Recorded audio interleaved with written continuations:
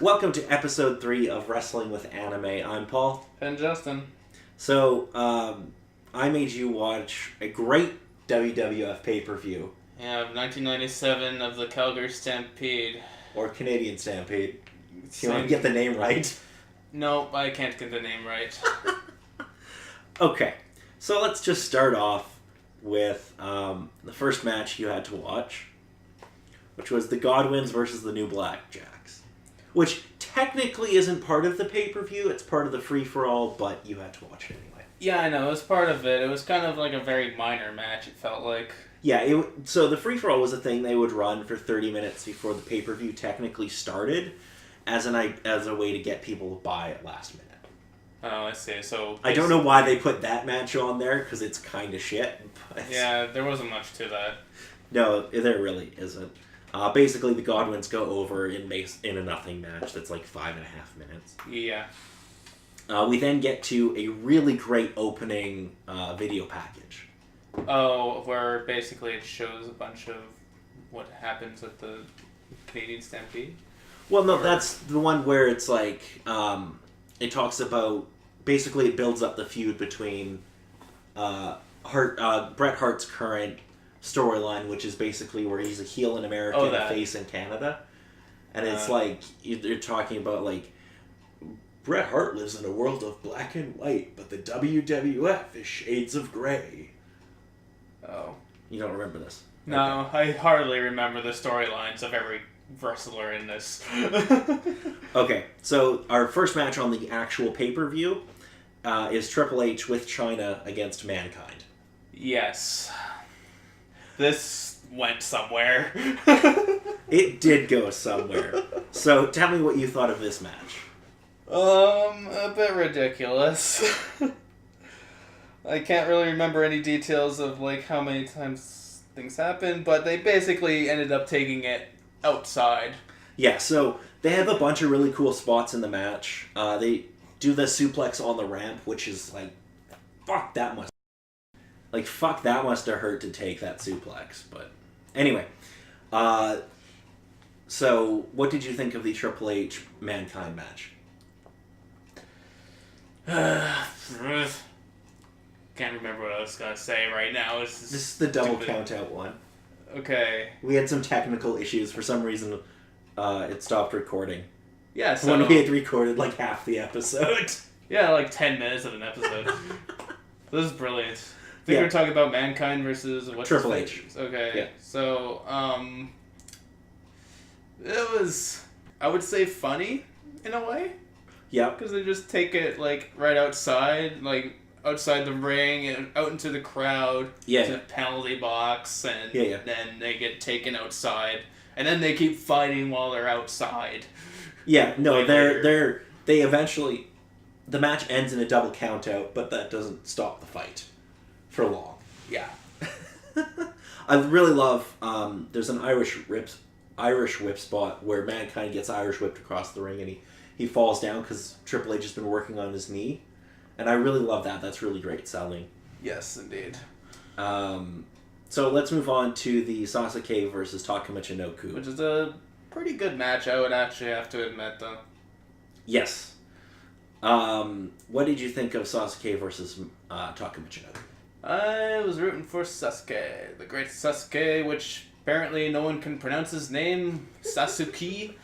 Sasuke. I don't think they can pronounce... Well, okay. So, you're going to find out because we've got King and Vince on the call, primarily. If their name isn't American, they can't pronounce it. It doesn't matter if you've got a Japanese guy, a Mexican guy. They aren't going to pronounce the name right. Okay. It's just never going to happen. But, so there's some really cool stuff in this match. There's a bunch of springboard stuff. Which I like, the springboard plancha to the outside. And the suplexes. Oh god, the tiger suplex that he uses to win looks really cool. Yeah. And the German suplex where he throws him and he lands on his feet, that's really amazing. Indeed. I love, Vince has a great line, I forget what comes before it, but he's like, but in any language it's competition in the squared circle. And I'm like, no, Vince, that's only something you would think of. Okay, let's move on to Undertaker versus Vader with Paul Bearer. It's a very... Well, I like the opening of Undertaker, how they basically represented him. Oh, his entrance and everything? Yeah. Yeah, it's really cool. He has a really great entrance. Which kind of just reminds me of Sephiroth from Final Fantasy VII, in a way. Okay. Just kind of being a badass and coming out. Yeah, it's pretty great. So what did you think of the actual match? The actual match... It was alright. I basically didn't pay too much attention to too much of it until, like, the finisher, which I thought was really cool, where he did a pile driver, the tombstone pile driver. Yeah. And basically fold his arms to pin. Yeah, the rest in peace pin. I love that. Jim Ross has one of my favorite calls in this match, which is when Undertaker comes down to chase Paul Bearer. He's like, Paul Bearer is waddling. He's waddling for his life. And supposedly Undertaker is a killer. He's a murderer. It's like, no, can't be a murderer. That would be ridiculous. Why would he be in showbiz? Justin, one of these days I'll put together a little video package so you can understand the history of the Undertaker. Oh boy. Because that is a wild and wacky ride. I would assume so, but there has to be some reason everyone's cheering for the Undertaker, a murderer. Yeah, well, he's a babyface at this point, and his brother's going to be revealed. Kane is going to be revealed eventually. They give Kane a really cool introduction too, but any relation to the Batman, or is that Batman? Are you thinking of Bane? Yeah, I was thinking of Bane, I guess. It's a different letter. It sounds the same, though. No, he is not related to Bane from Batman. Okay, whatever. Although now I wish he was. So Undertaker goes over with the tombstone, like we said, and we move on to the main event. Yes. Which is the Hart Foundation versus... I just put Team Austin, because Austin's clearly the star.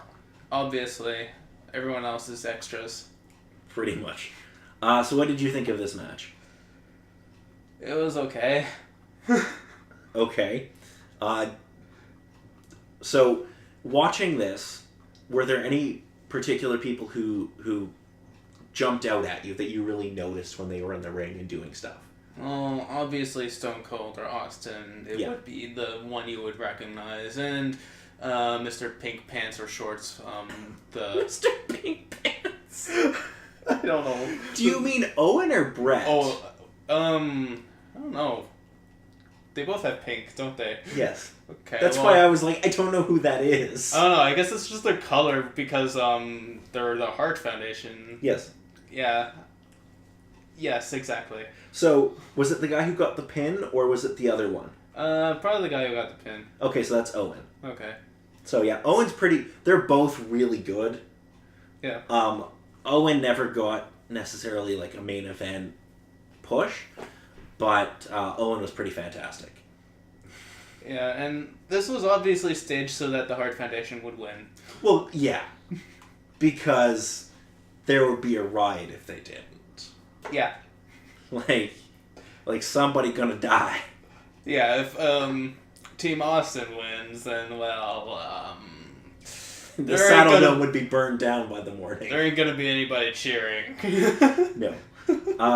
So Brian Pillman comes out for his entrance, and you can barely hear Howard Finkel. And I'm surprised he didn't just go fuck it and throw it on the mic, because the crowd pop is so intense.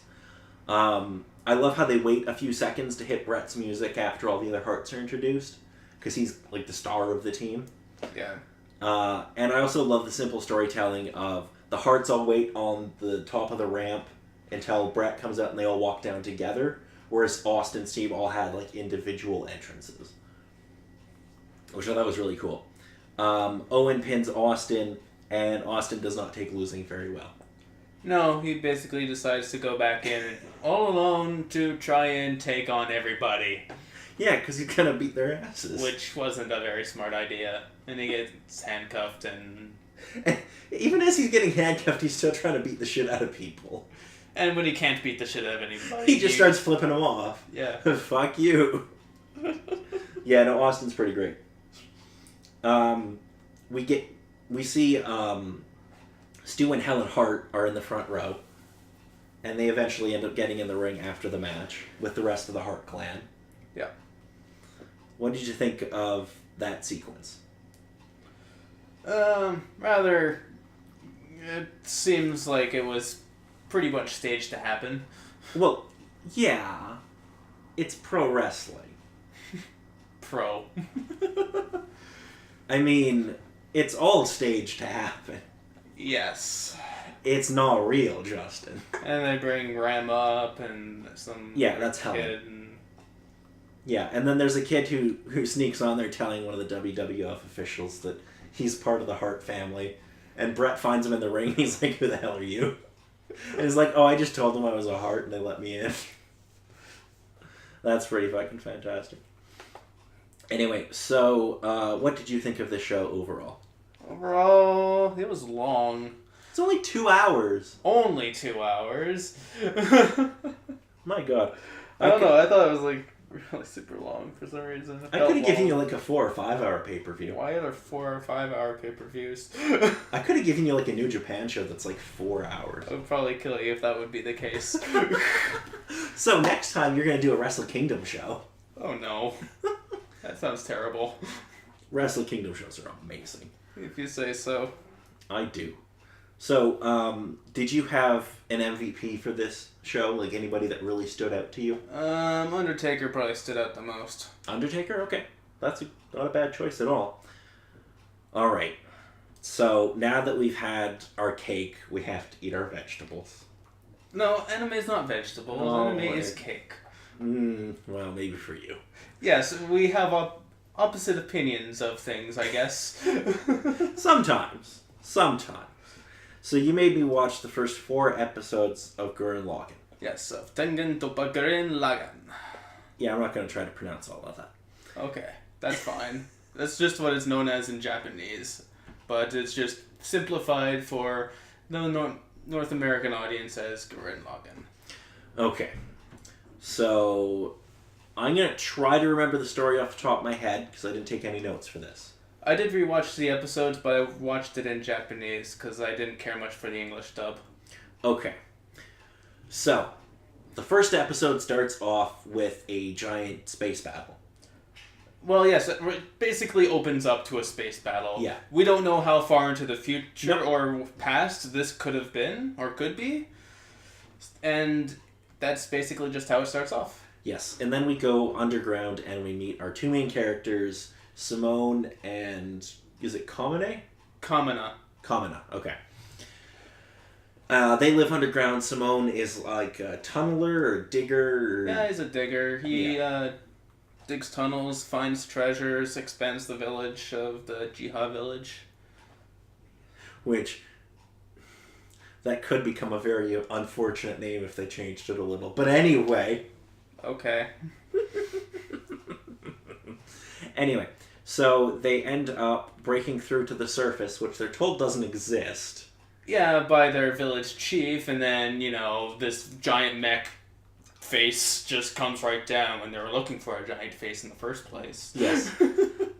So they go up to the surface, and they meet... I can't remember her name. What's her name? Well, she kind of falls... Well, she falls into the pit first. Yeah, this one is Yoko. She falls in... Well, not falls in. She kind of follows the mech in and tries to take it down. Yeah, and then eventually they get up to the surface. They defeat the mech. Yeah, by traveling in Simone's newly found Lagann. Yes. Oh, which is that little mini mech that's just basically a head or the shape of a face. Yeah. And then they get up to the surface and, oh no, there are 2 more of these gunman things. Yep, apparently so. So episode 2 starts. They're being attacked by these 2 gunmen.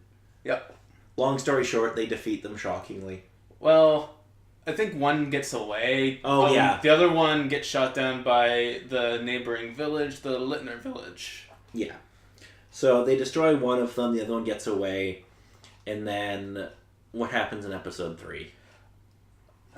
Technically more happens in episode 2. Okay, I don't remember. Kamina gets his mech. Oh, yes. Okay, he does. Kamina basically hijacks a mech from the Beastmen, which we find out who pilots the mechs. I have questions about the Beastmen. Okay.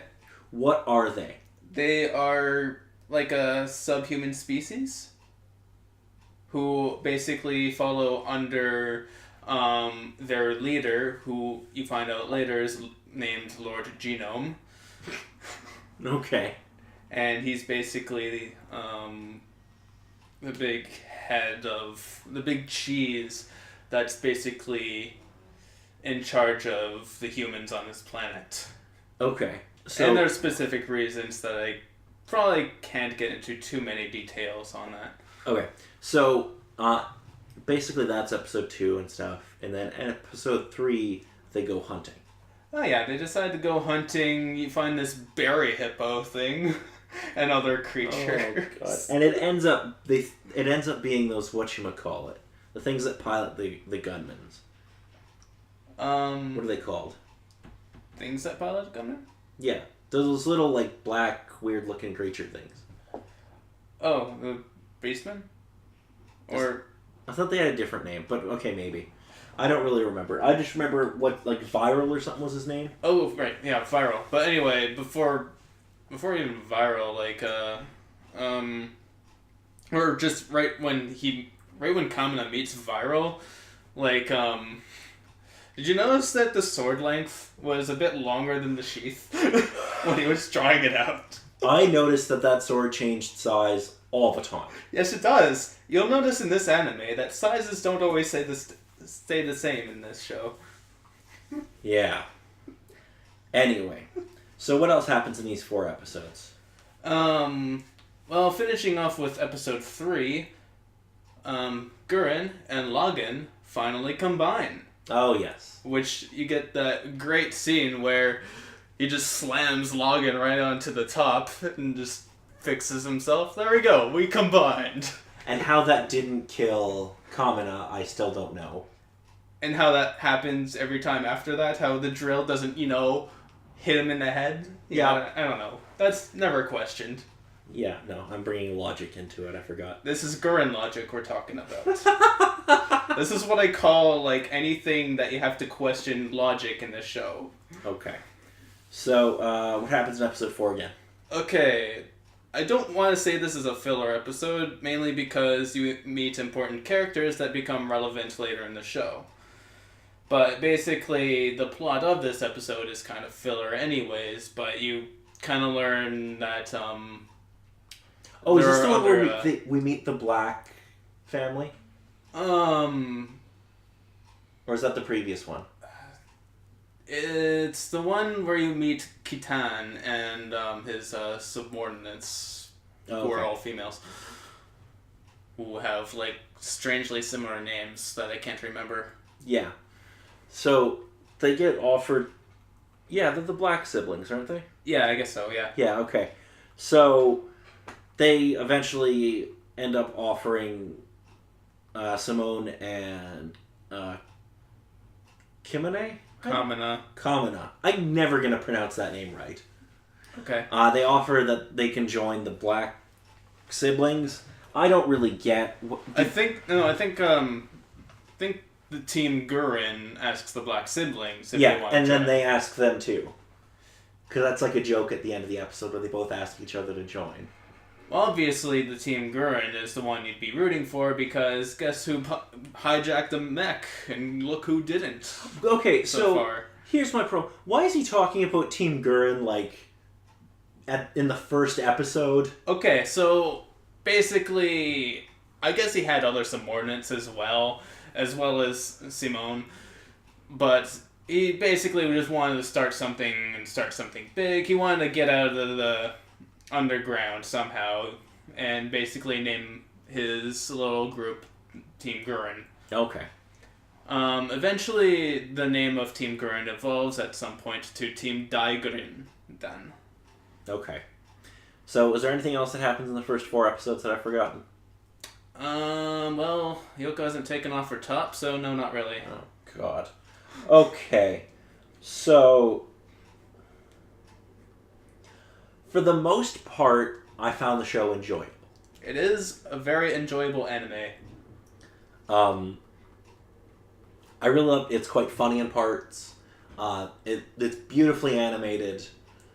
Mostly. There are parts where you'll see that it's lacking in some qualities, which you may notice in episode 4. Especially when Simone's running from Kamina. There's some moments that are just not really well animated, but for sure it is in some kind of motion. Yes. Okay. So, I have questions. Okay, I may have answers. So, Yoko. Yeah. She's meant to be, like, a soldier or a warrior. Or sex appeal. I'm not quite sure exactly. This was my question. She's going into combat wearing a bikini top and short shorts. Yep. Probably because it's hot on the surface. If I could chime in by any chance, her main job within the fighting force is a sniper, where finding specific positions to actually take down the particular mechs they fight sort of makes sense. But in certain situations of this anime, she's going to need to move. So not wearing all that specific amount of clothing to restrict the amount of movement actually makes a decent amount of sense. But as it sort of sits, it's more so of the style that she sort of particularly chooses to wear for her look. Armor.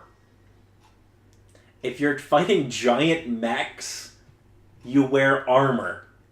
I'm sorry. I know I'm bringing the logic into anime and that doesn't always work. No, it doesn't. Especially not with Gurren Lagann. You cannot bring any outside logic into Gurren Lagann. Okay. I just found that unique, let's say. Okay. Overall, I really didn't have any problems with anything. I thought it was quite enjoyable. I had a good time watching the 4 episodes. Yes. Yeah, something... The next couple episodes from this point are, like... They introduce a few more characters that will become relevant as well, but episode 6... There's a TV episode, and there's the uncut episode. This is the fan service episode, where they go to a hot springs. I see. You can only imagine what happens in that episode. It's nothing too major. You can probably skip it. The TV version is basically a recap episode of the last 5 episodes, which is pointless. Okay. Well then. Though episodes 7 and 8 and on is where things really pick up after a while. Okay, so I noticed this is like 26 or 27 episodes. There's also another recap episode in the middle of this series after a major event. Okay. But, yeah, there's a few episodes that actually can be skipped in this anime. Okay, so my question is this going to be like very episodic, like each week they have a giant mech to fight and that's it? Or is it... This is actually all part of a story. Oh, okay, awesome. So it is not just a new mech different day or whatever. This is actually progression towards a bigger goal. Okay, cool. So, and it kind of goes on an exponential scale. Okay, so my question is, do they wrap everything up by the final episode, or... Yep. Okay, cool. It does wrap up by the end, I would say. So it's not like there's going to be another season coming or a movie or... Possible. I do have the movie, however. Basically, they made 2 movies. They're basically 2 hours each, but it's basically a recap of everything that happens within the first, part of the series. Then the second half of the series on the next part. Okay, so they're not like new content, though. No, but they're also only in Japanese as well. Yeah, well, I'm not watching them. They're only in Japanese because I don't speak Japanese. I do find the Japanese language, the Japanese dub does do better than the English in this case, in my opinion. I don't particularly care for Kamina's voice on the dub. Okay, I wanted to ask about Kamina. Okay. Because in the Japanese version, is he the same kind of character he is in the English dub, where he's always like, hey, bro, and that kind of thing? Yo, Weniki. Yeah, kind of. Okay. I wasn't sure if that was something that he was basically calls Simone his blood brother, even though they're not related by blood. Yeah. And he always says, don't believe in yourself, believe in me, believe in the me that believes in you, and who the hell do you think I am? Oreo darete to omate yagaru. Don't even try to say that. I wouldn't. Even if you fucking offered to pay me. Exactly. Anyway, is there anything else I forgot to bring up for this? Apparently this core drill. Don't get me started. I'm just gonna let that go, because the physics of it don't make any sense, but whatever. No, everything is powered by manly spirit. Oh, God. And you'll find out that with the lack of manly spirit, or morale, things don't get powered. Okay. Oh, okay. I actually have one other question. Okay. So there's the episode where they're trying to operate their mech, and they're both hungry. Okay, that's episode 4. Okay. Yes. So does the mech take power from them, or I think that's the case. It just seems that way. I guess if they're unfit to fight, their mechs aren't gonna operate for them. Oh, okay. Okay, cool. So there's some kind of a link between them and the mech. It's not just jump in. Yeah, there is a bit of a link in a way. Oh, okay, cool. Okay, so I will probably watch more of this. I would recommend it. It's my favorite anime, actually. Granted, I don't think I would sit and focus 100% on it. It would be very much something I'd have on the background while I'm doing other things. Okay, but pay attention to more of episode 8 for sure, because you can't just have that on in the back. Okay, so I think that is everything for Gurren Lagann. Yes, well, probably. Unless you had something you wanted to ask me about it, or... In the first episode you saw in the first scene where they were in space, this is more relevant late in the series. I kind of figured that's what we were building to. Yes, and it's also a time skip at some point. Okay. So there is actual character growth throughout the series. Okay, well that's good. Yes. Alrighty, anything else to add? Not much more than that. I would say if you're planning to watch more of it, enjoy it. And I would say you should watch more wrestling. I know. I try to enjoy it if I can.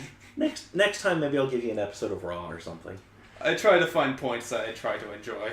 Next time I'll have David on. We're going to talk about an episode of SmackDown. So that'll be great.